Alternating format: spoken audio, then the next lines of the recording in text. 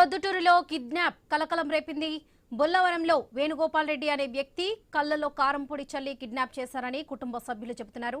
Lakshmi Reddy, Venkata Subbareddy, Pratap Reddy kidnap చేశారని ఆరోపిస్తున్నారు. నిన్న సాయంత్రం బయటికి వెళ్లిన వేణుగోపాల్ రెడ్డి రాత్రి ఇంటికి తిరిగి రాలేదని చెబుతున్నారు. ఫోన్ స్విచ్ ఆఫ్ కావడంతో కుటుంబ సభ్యులు పోలీసులకు ఫిర్యాదు చేశారు. రోడ్డుపై వేణుగోపాల్ రెడ్డి స్కూటీ పడి ఉంది, స్కూటీపై కారం పొడి ఉందని కుటుంబ సభ్యులు చెబుతున్నారు. రూరల్ పోలీస్ స్టేషన్లో బాధిత కుటుంబం ఫిర్యాదు చేసింది.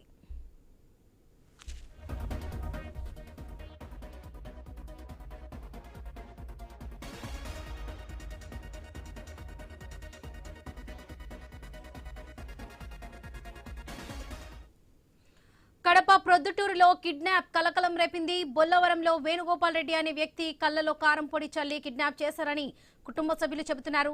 లక్ష్మీరెడ్డి, వెంకట సుబ్బారెడ్డి, ప్రతాప్ రెడ్డి కిడ్నాప్ చేశారని ఆరోపిస్తున్నారు. ఇదే విషయానికి సంబంధించి పూర్తి అప్డేట్స్ మా ప్రతినిధి శ్రీనివాస్ అందిస్తారు.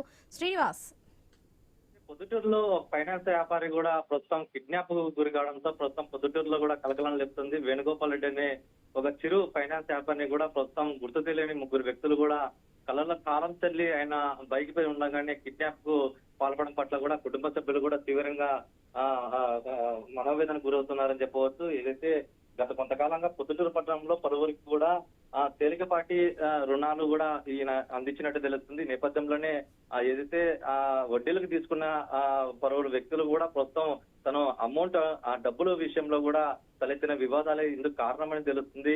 ప్రస్తుతం ఈ నేపథ్యంలోనే ఏదైతే ఇంటి బయట కూడా ఒక రకంగా ఏదైతే వేణుగోపాల్ రెడ్డి బైక్ ఉందో ఆ బైక్ పరిసర ప్రాంతాల్లో కూడా తీవ్రమైన కారం పొడి ఎక్కువగా గుర్తించారు కుటుంబ సభ్యులు.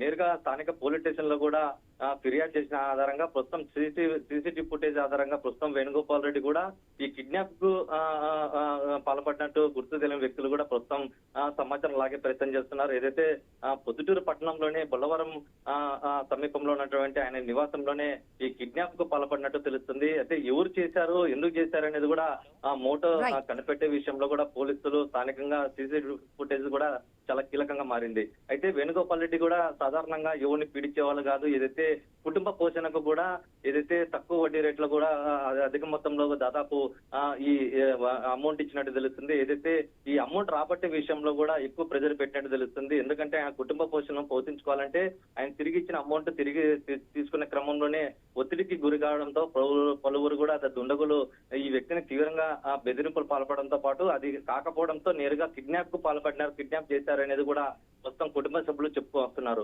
అయితే కుటుంబ సభ్యులు దాదాపు ఇచ్చిన ఫిర్యాదు ఆధారంగా ఏదైతే నేటి నుంచి కూడా ఈ కిడ్నాప్ కు పాల్పడినటువంటి వేణుగోపాల్ రెడ్డి కూడా ఆచూకీ మాత్రం ఇప్పటి వరకు లభించలేదు.